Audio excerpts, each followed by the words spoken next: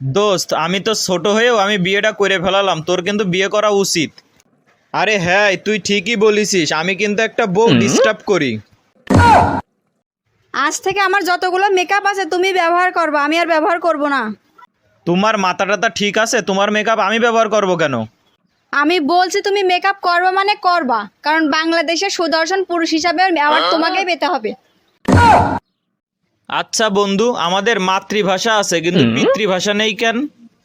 পিতৃভাষা নেই তার কারণ হচ্ছে মা এত কথা বলে যে বাবা কথা বলার চান্সই পায় না। জান শোনো না, আমার বন্ধুরা সবাই কক্সেস বাজার যাচ্ছে, আমি কি যাব? কয়জন যাচ্ছে? আমি সহ 14 জন। মেয়ে কয়জন?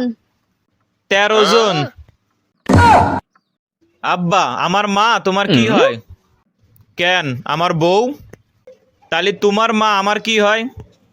তুই এইটাও জানিস না আমার মা কি হবে? তোর তোর দাদি হয় না। আব্বা, এই জায়গায় তো হিসেব মিললো না। আমার মা যদি তোমার বউ হয় তাহলে তোমার মা আমারও বউ হয়। কি ব্যাপার দুলা ভাই, কোথায় যাচ্ছেন?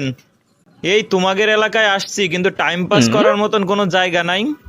আমাদের এলাকায় একটা জায়গায় ছিল, সেটা তো আপনি বিয়ে করে নিয়ে গেছেন।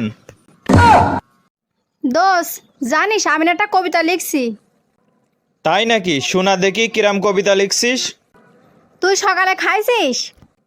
হ্যাঁ, আমি সকালে খাইছি তো।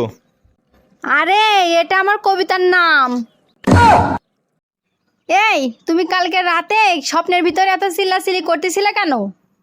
সারা দিন বাসার ভিতরে চিল্লায় তো তুমি মাথায় করে রাখো, তা আমি কি একটু স্বপ্নের মধ্যেও চিল্লাতে পারবো না?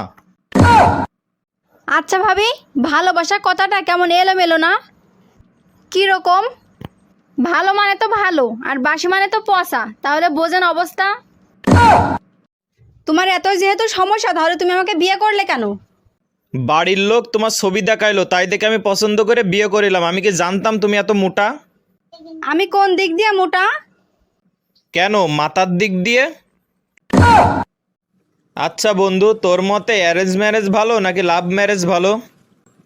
উইসে আপনি যেভাবেই খান, ভর্তা করে খান আর ভাজি করে খান আর রান্না করে খান, তিতে তো লাগবেই।